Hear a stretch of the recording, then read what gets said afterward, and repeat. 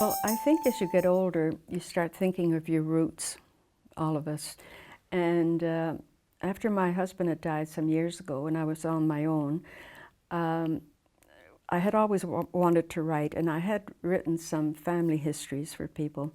And I thought I really wanted to write a book of my own, but this was not what I had in mind. But I took a trip down to Nova Scotia. I went all the way around Nova Scotia by myself, and everywhere I found traces of Acadians, and I discovered more and more things.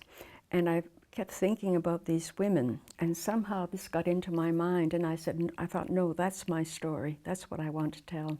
I had always heard the story that, oh, it was a wonderful, strong, courageous woman of Acadia who had preserved the culture of the Acadians for their children and grandchildren.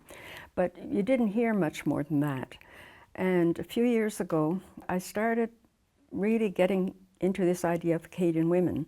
So I wrote this story, Severine, and after I'd written this book, I found myself at Louisbourg Fortress one day, and I heard about Jeanne Dugas, and the fact that I'm a descendant of hers, which I didn't know. So I thought, this was just a gift falling into my hands. I couldn't ignore it. So I decided I would tackle writing her story, although I had found writing one historical novel a lot of work. But I was lucky.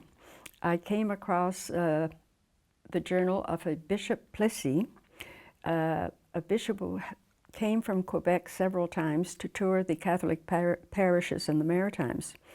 And he had visited Chitika in 1812. He had met this elderly lady called Jeanne Dugas, and she had more or less told him the story of her life and how she had spent most of it fleeing from being captured and deported. Mm-hmm.